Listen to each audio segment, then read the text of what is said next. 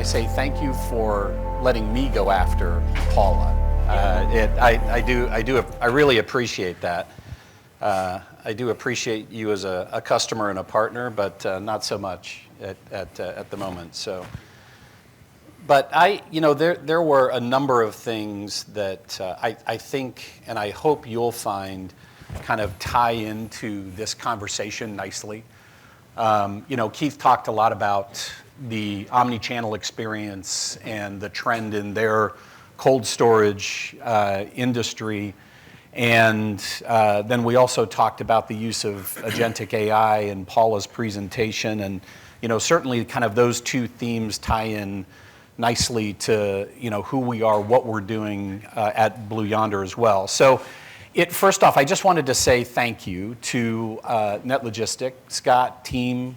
Really appreciate not only the opportunity to participate in this event, guys, but also we really appreciate the partnership that we have with you and the entire Netlogistik team. We have, and especially in my business, the North American logistics business, we have a ton of common customers. And I would like to think that the reason we do is because the partnership in combination helps drive value for those customers, and that I think is the most important thing. Also, we have many other folks who are here that are also sponsors and friends and partners of Blue Yonder, and again, our business relationship is much appreciated there as well. So, as we were thinking about, or as I was thinking about this presentation, the thought crossed my mind that we were going to kind of come up here and do a traditional, enterprise software pitch, and we were going to just kind of beat you into submission with PowerPoint and, make sure that you walk out of here singing the praises of Blue Yonder and all of the amazing things that we're doing and our customers and et cetera. So and in doing so, I would have felt obligated to, talk about the $2+ billion in investment that we're pouring into our business as far as innovation and the investment that's driving our cognitive platform and the leveraging of technologies like agentic AI to bring about better outcomes for our customers across inventory optimization and transportation optimization and labor optimization and et cetera, right? All of the kind of value drivers that we try and deliver for our customers. And then I would have, also, kind of been compelled to talk about, hey, that Gartner Magic Quadrant thing, right? That everybody looks at, the supply chain planning, the transportation management, the warehouse management. We're the only ones who are sitting there in the top right in all three of those, but I'm not going to mention that. And then the other thing is just, kind of the market adoption. And this is really something that we take very, very seriously because, we are experiencing tremendous growth. And it's not so much, growth is important, right, to our investors, so don't get me wrong. But the way that we try and really focus on our measurable growth is by how our customers are realizing value from the utilization of our solutions. And one little indicator that we track very passionately is, we average globally nearly five customer go lives on a daily basis. So just kind of let that sink in for a second, right? It gives a little bit of a sense of scale as to, kind of our customer base, but then also more importantly, it's not only the physical go lives, but it's also the actual value realization journey starts for our customers, right, at that point in time. But again, I'm not going to talk about any of that stuff. So I want to make sure that we kind of zoom back a little bit, and we wanted to talk a little bit about our customers and some of the trends that we're seeing here. I think that Keith queued up the topic of Omni-Channel, and as I mentioned, that's something that certainly is key to his business, his growth, how they are how they are entering what is otherwise a pretty crowded market space and how they're trying to differentiate. I think if we kind of zoom back a little bit, we wanted to really kind of take a different approach in this conversation. So yes, we've decided to kind of zoom a little bit into omni-channel or e-commerce. And the reason that we wanted to kind of focus in on that is, that there is phenomenal growth and expansion that's happening in that channel. And so as we think about the actual growth itself, the focus that we have is around kind of highlighting the complexity that's associated with that, and then also some additional, kind of solution focus areas that we want to kind of highlight as a secondary component to this conversation. So as we go through it, we'll plan to budget some time for Q&A as we get towards the end of the conversation. So if you have some thoughts, questions that maybe become top of mind as we're going through the conversation, I would ask you to just kind of make note of those, and we hope to have a few minutes budgeted to kind of talk about that. So I'd like to just take a moment and have Dave and Ben introduce themselves. I'll look to the far end there, and Mr. Harrelson, if you'd be kind enough to say hi to the crowd. And here, let me get some, whoops, we should have some mug shots here. No? We don't have mug shots. That's okay. Thank goodness so you'll just have to stare at our mug shots. How about that? I am the eye candy of the stage, clearly, so you don't need a mug shot. Well, hey, good morning, and thanks, everybody, for letting us spend a few minutes with you. I'm Dave Harrelson. I live in the Republic of Texas, down in Dallas. It's great to be up here with you all. I have been in this space, like many of you have been, as you can see by the maturity I have here, for a long time, back when we didn't even know what to call some of the CX stuff. It was still kind of procurement or supply chain, and it's evolved rather rapidly, as you've been hearing. As you've been hearing so far this morning. There we go. I probably have in the last 10 or 15 years anywhere between 100 to 200 commerce and portal launches under my belt in some way, so I wouldn't say I'm an expert, but certainly seasoned, and so I'll try to share some of the thoughts that I have. Great. And I'm Ben Stephenson. I'm our VP of Presales at Blue Yonder, but up 2 months ago, I was at Optoro, which was acquired by Blue Yonder. Optoro is a returns technology company. I was the chief revenue officer there, and we made technology all about handling returns. So as I hear, the vision of how those headphones got on that man's head, and like all the agentic things, all the things that had to happen to make that work well, like what a bummer. Sometimes, a lot of the time, we'll talk more about it, it gets returned, and then it's like, oh, well, you put all this work into the forward journey, now it's reverse. There's a lot of technology things that you can do to make that returns journey more efficient. Excited to talk more about it. Thank you, guys. So just to kind of frame up the conversation a little bit, there were, as I was scouring Google to get a few data points for our conversation here, I wanted to share some of these.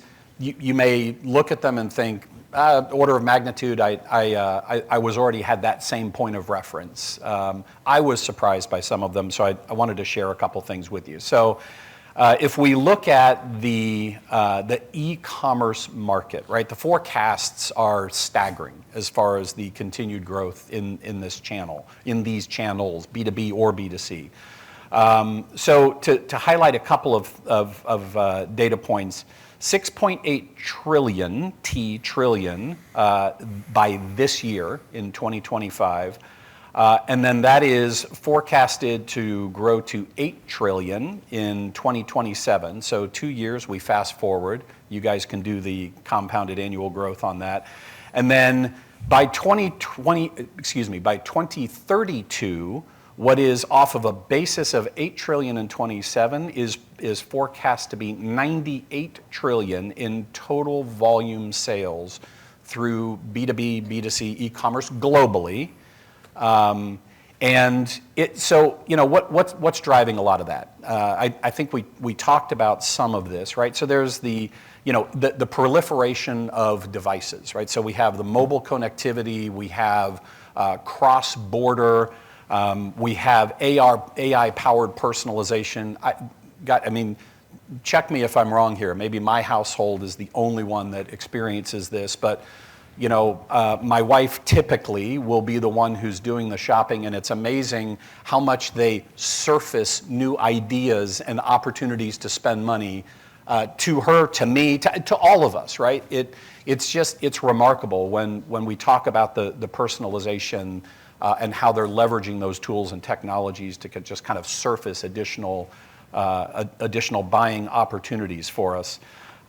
And we also talked about just, kind of the social commerce aspect of it. So as we have these social communities that, we see these trends that are developed and then, just proliferated across these social communities, again, driving the buying behavior. So all of these things, that's on the B2C side largely, but then we also see business to business is driving a lot of that growth as well. So fundamentally it's the convenience of. So if we kind of zoom into North America for a second, so those numbers were global numbers.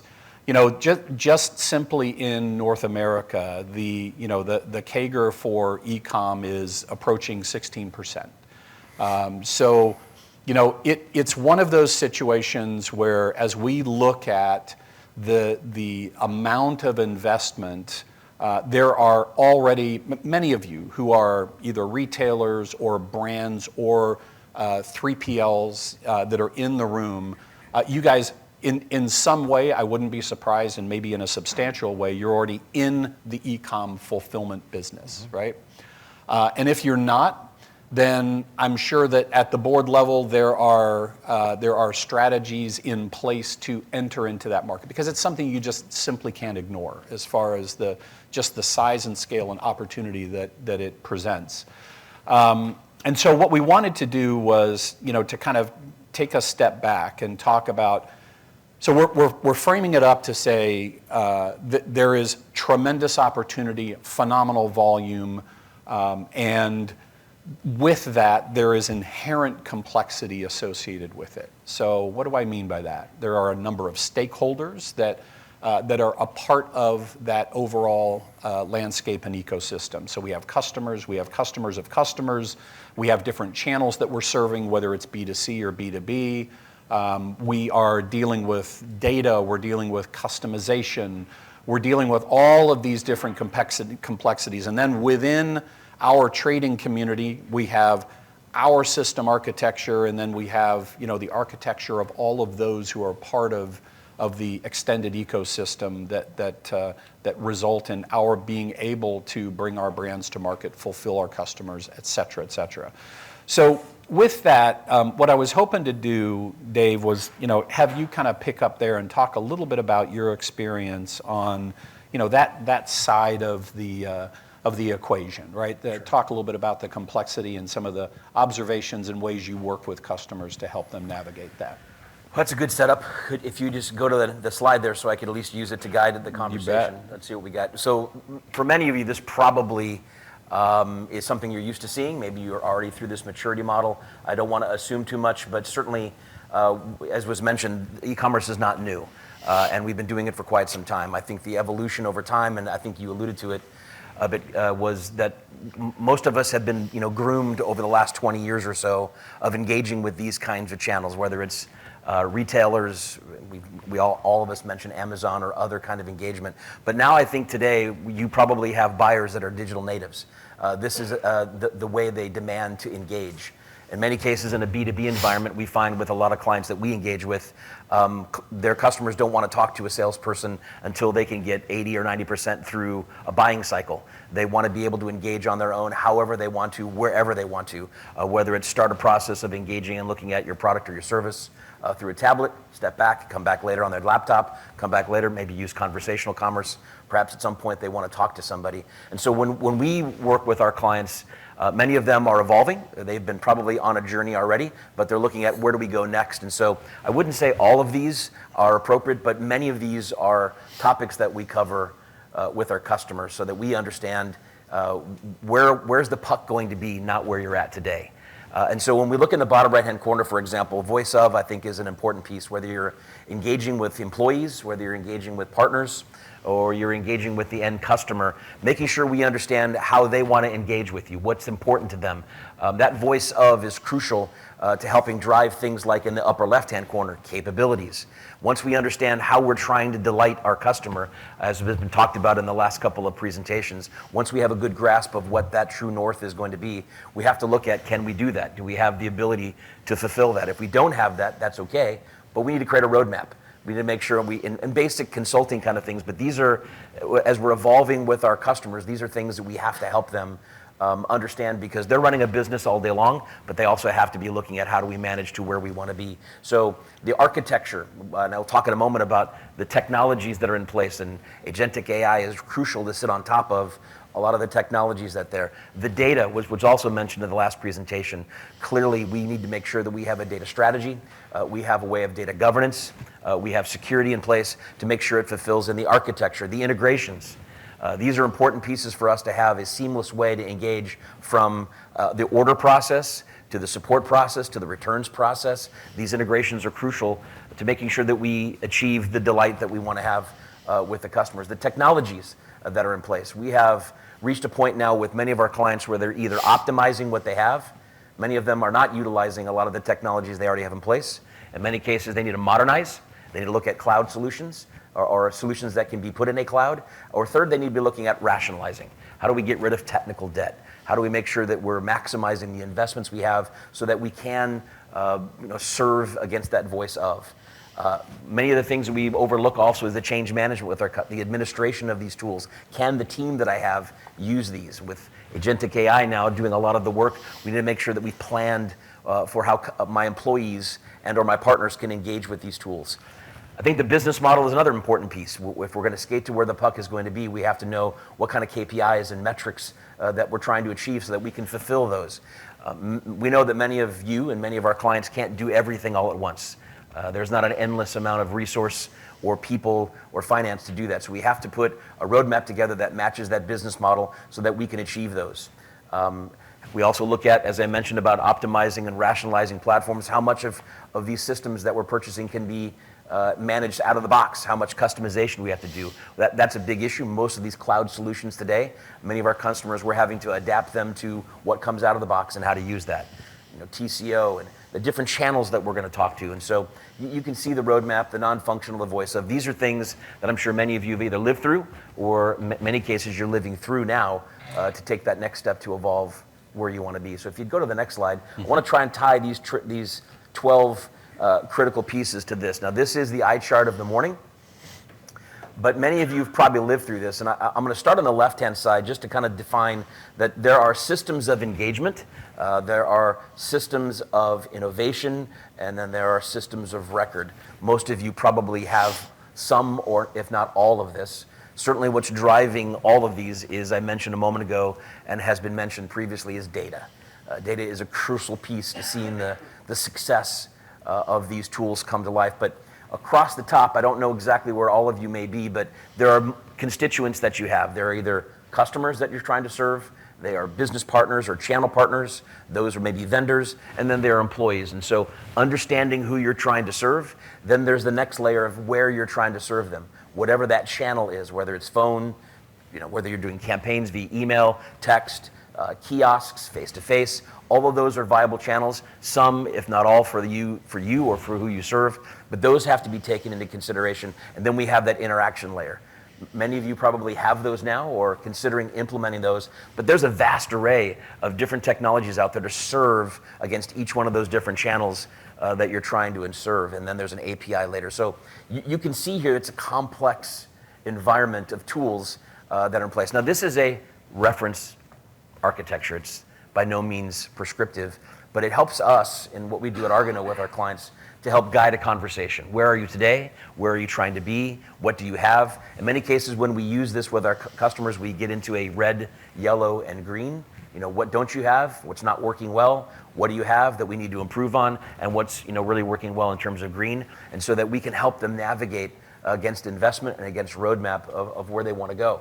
I've highlighted today just some of the things that I put in green here. You can see, not for any other reason other than that's sort of the topic that we're talking about today, but certainly from talking about commerce, that shopping cart becomes important, loyalty and rewards, how you're managing the channels, the store and the POS. If you happen to have brick and mortar, that becomes crucial. The returns authorization, which we'll talk about, the supply chain, the billing. These are all pieces that have to integrate together to make sure that you achieve the business goals you have. And so these are things that we're seeing over and over again or become a crucial part of a discussion when we're talking about either optimizing, modernizing, or rationalizing where we want to go and how we want to get there. And I know, Ben, these are things that obviously you deal with quite a bit as well. Yeah, you know, it back to my point of returns just being a bummer, right? It's like all these things need to come together to get the thing out the door, and then a big percentage of the time they come back, and then how do you have all these systems connect and talk to each other in a way that allows, you know, everything to work the way that it's supposed to? Yeah. That's a brief idea of what I have in mind of where we see things are at to fulfill what you talked about. Appreciate it. So, you know, kind of to segue to the returns piece of it, and then we can have, you know, Ben share some thoughts and customer case studies, stories, et cetera. So, you know, as we think about the sheer magnitude and volume of the size and scale of the market itself, it is, again, measured in the many hundreds of billions and trillions, depending upon how we're slicing and dicing the geography and the channel and et cetera.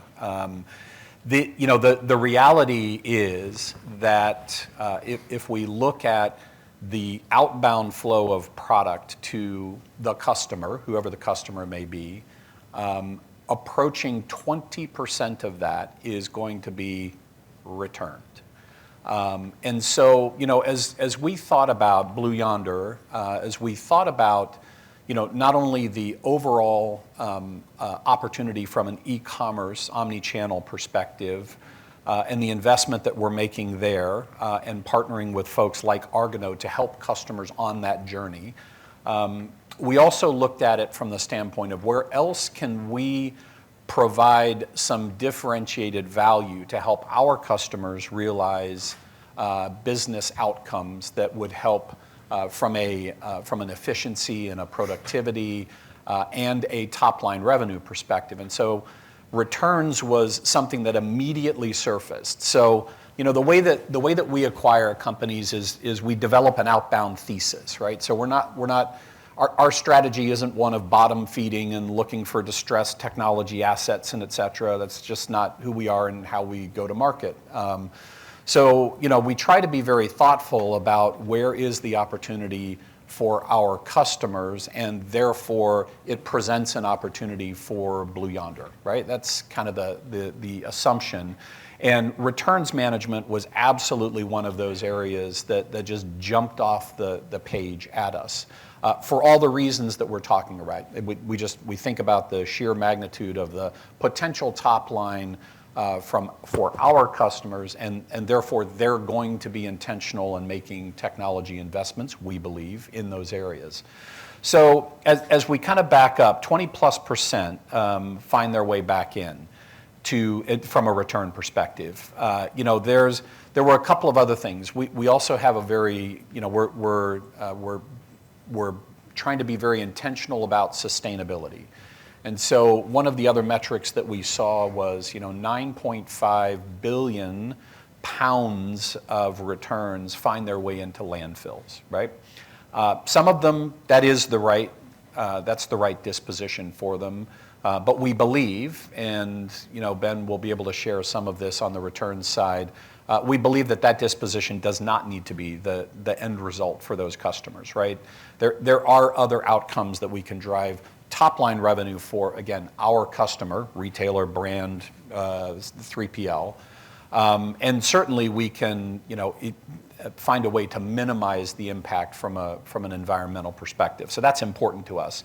You know, as the rate grows, as the market grows, if we do nothing against that 20% return number, then, you know, all we're doing is just continuing to feed into that sustainability challenge. And again, that's important to us. And I think with a lot of our customers, you know, ESP, sustainability objectives, many of our customers have sustainability offices, chief sustainability officers. So we know that it's a growing area of focus, and certainly something that we want to, you know, be very intentional in doubling down on. So with all that said, Mr. Stephenson, when we looked at that thesis and we said, who's available out there in the market from a returns management platform perspective, we zeroed in on Optoro, and there are a number of different reasons for that.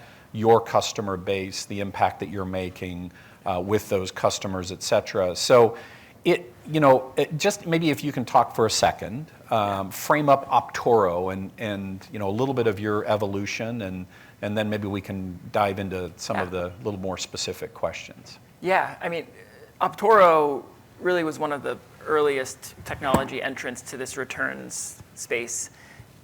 20% of items get returned, but 20% of supply chain focus doesn't go on returns. There's usually not a dedicated owner of returns. It's kind of a shared responsibility, 10 people spending 10% of their time on it. And as a result, the baseline is typically pretty low. An example, I was at a 3PL facility recently. We were touring through their forward operation, right? It was one of the largest auto store deployments in North America, and it was just beautiful, right? Like a single touch gets it off the truck onto the conveyor belt, automated carton opening, one more touch to put it in the auto store, and the next touch is after it gets automatically picked and shipped out. And then you go over to the return side, and it's picnic tables, people with clipboards writing things down and then taking the paper over to someone on the computer who types those things back in, using systems and processes that really aren't up to the task, aren't designed for this purpose, because returns has typically been an afterthought, right? So Optoro's really, its mission was to disrupt this and try to bring purpose-built tools to this problem of how do you take a return, something that retailers and brands never wanted to happen in the first place. They enable it because it's a marketing, it's a way to increase conversion on their site, right? If you can buy and have the option to bring it back, then I'm going to convert more. I'll have a better customer experience, better picture of the brand. But the brands don't really want it to come back, right? Ideally, they can do everything possible to avoid it coming back. But when it does come back, you really need to try to figure out how do you minimize your investment to get the best outcomes for those goods. And that's what Optoro was really dedicated to. Awesome, thank you. As we think about the costs around maintaining returns as a status quo, I mean, what do you see as far as investment priorities are concerned, the outcomes that you're trying to drive? Just maybe share some customer stories as to what you've seen there. Yeah, definitely. Maybe before I do, just to understand the audience a bit more, show of hands, who is at a company that processes returns either for your own brand or retailer or on behalf of brands and retailers as the 3PL? A couple, all right. And then of those, who understands that process, like the systems that they use and sort of the overall flow? All right, couple. And then of those, who feels like it's a strategic advantage for you? You've got good tools, processes, systems. 0. 1. Okay, you're the exception. Come on up. Right? Take the seat. You're going to be a part of the presentation. Yeah, so as I said, it's often not what they're focused on because it's this unfortunate side effect of trying to increase conversion. So to your question of like, well, what are the costs of maintaining the status quo, of using systems and processes that aren't built for it, to not have centralized ownership of returns and returns outcomes? There's really 3 buckets that we look at. One is just processing efficiency. How many labor hours are going into returns? The second is inventory outcomes. What happens to that item that gets returned? Are you able to sell it again? Do you have to have a bunch of markdown? Does it take a long time for it to become available? And then third is around visibility. So what visibility do you have to the journey of the return, which is different than the journey of forward inventory. It's not coming in neatly cartons and palletized and all in the same condition. It's a mismatch of e-com parcel shipments and everything's in an unknown condition. So if we drill into those 3, on the processing efficiency side, what folks typically do if they don't have a dedicated returns management system is they'll use systems that are built more for that forward processing, and then put in SOPs, operator training. Usually it's the most experienced operators in the warehouse who have to manage returns because there's the most complexity there. And they tell them to try to, we'll go into the OMS and trigger the refund, swivel chair over to the WMS, ingest the inventory, perform your refurbishment before you put it in the WMS because the WMS can't understand the condition variance that can come with returns. And as a result of that, it tends to be pretty slow. So a customer that we work with who has tens of millions of returns a year, so they had really optimized this within the systems that they had in place. They were processing 25 units per hour. So this was an apparel brand. After deploying the Optoro technology, now they process at an average of 55 units per hour. So that's just millions of dollars of hard costs annually that they're able to take out and rededicate those employees elsewhere. So that's, I'd say, like the most tangible and concrete. You can do the math very easily on, well, if I just process my returns quicker, what's that do for me? Yep. The second one, these inventory outcomes, we have a customer who, before working with us, they had a 4-month backlog at their peak season. So you'd return your items to this company, and then they would sit on the trailer from January until April or May, when they finally were able to get around to processing those returns. Part of that was because of the inefficiency of the returns process, but an outcome of that is you have this inventory that's sitting in your trailer. Some of those items are out of stock at the brand, and so they're not able to complete the sales on those items, but they're sitting there, they're ready to be sold if only you could get to the processing.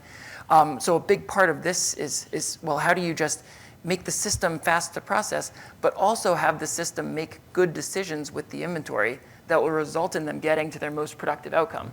You were talking about the sustainability impact of returns. A lot of times, if you don't have good systems, if you're asking the operators to make a decision of what should you do with this item, you're gonna have to constrain that logic to something that you can train on. So we have another brand. They're a big sportswear manufacturer. They used to just take their returns and they'd have 2 outcomes. It goes back to stock, or it goes into their donate/recycle, and it kind of was hard to tell what happened to each unit. But all these units that weren't going back to stock, they didn't have good visibility to what the outcomes were, but also those outcomes weren't the best for the brand or for the planet. They were recycling things, but recycling has a bunch of things that end up going to landfill anyway. With our system now, they have these 10 different channels, and okay, well, what should go to refurbishment and then potentially go to TJ Maxx or to their company outlet store or to their employee sales program, and they're able to put the rules in place behind the scenes so that the operator's no longer the one trying to decide, okay, well, what do I do with this one? The system's making the decisions, the brand inputs the rules, and they're able to get these outcomes and change their rules over time without having to retrain a bunch of operators, all with that goal of getting more revenue, more recovery from these returns, which otherwise maybe would have been destined for poor outcomes. Right. So that's efficiency, and then inventory outcomes, and the last one, visibility. If you're using systems that are designed around returns, it's hard to tell what happened. When did it arrive on the dock? When was it actually processed? What condition was it in? If it went to refurbishment, how long did that take? What was the outcome? All of that data is very useful for making better decisions next time. If I took a unit and I sold it on my open box channel and I got 50% of retail recovery for it, that's a useful input to deciding when the next unit comes through, should I try to put it on my open box channel, or should I exercise my return to vendor rights? Should I invest more or less refurbishment activity? All of these questions can be answered with data rather than relying on training for operators. Yeah, thank you for that, Ben. I think that I kind of think about the logistics business, the customer base that I work with, and the opportunity for my customers, our customers, they're constantly looking for how can they differentiate as they compete to potentially win net new logos, and then also similarly when they have an existing customer relationship, the question is, how do I get stickier with that customer? How do I get broader? How do I get deep cross-sell, upsell opportunities? And certainly again, our working assumption is that with all of the growth and focus and investment in and around the B2B and B2C overall e-commerce channels, and the corresponding resulting returns, we believe that that's going to be significant potential business outcomes for our customers. So thank you for that. I do appreciate it. The one thing that I wanted to just kind of highlight is, I expect, and how many, other than the fact that we're a sponsor of this event, how many folks have an existing business relationship with Blue Yonder, partner, customer, or otherwise? Thank you for that, and thank you for that in all sincerity. You know, I think for those who may not have the same familiarity with Blue Yonder, you know, as a technology platform, we're all about end-to-end supply chain planning and execution. So you know, as we look at how we drive value for our customers, it's very much best-in-class technology across all of the activities, the use cases and operations that a retailer or a brand or a 3PL or a manufacturer of that serves those industries. We're trying to bring to them technology that helps them bring about the best, most optimized business outcome for them and for their customers. So, you know, the reason I kind of frame it that way is to say, you know, when I think about folks like Argano, Dave, you know, it's one of those things where we don't pretend to be a firm that will help you focus on rationalizing your architecture, helping you from a design and operating model perspective. You know, we rely on the folks like an Argano to complement that, and we hope that somewhere along the way you think about Blue Yonder and you kind of, you know, bring us along for the ride as a contributing technology to that. You know, Dave, just as you've heard some of the conversations this morning and the earlier presentations, any additional closing comments that you might have? Well, it's complex, isn't it? There's a lot that goes into serving your client and meeting their needs. And so being thoughtful around architectures like this, being thoughtful around the business impact, and then integrating these in such a way that we achieve them as quickly as we can with as least technical debt as possible, and making sure that it's easy to operate and easy to run. This is part of how we help, and we look to leading solutions like what you're hearing today to help do that. I certainly think we need to be mindful of an AI-first approach and a cloud architecture or a multi-cloud architecture. These are ways that we think are going to serve the clients better and far more efficiently with the least stress as possible, but it takes some thought to go in there and do it correctly. So that's part of, I think, where we want to help if we can. Yeah, thank you for that. Ben, any kind of closing thoughts, comments that you might add to the conversation? Then we've got a few minutes to kind of throw it out to the audience if there's some questions. Yeah, no, great conversation. Would love to answer any questions, but I think, yeah, it's really exciting to be, you know, thanks to the organizers for putting this together. It's you know, I just love to go deep on returns, and every box on this page has so much potential for innovation and optimization and improving business results. So yeah, big thank you. Yeah, absolutely. So we do have a couple minutes. And any thoughts, observations, questions for the crew? We've nailed it. Yes, exactly. Stunned silence. Love it. Thank you guys for your time and attention. Hopefully we were able to kind of frame up something that was a little bit thoughtful as far as the industry trends, and maybe how some of these different contributing technologies and investments can help there. So thank you very much. Appreciate it.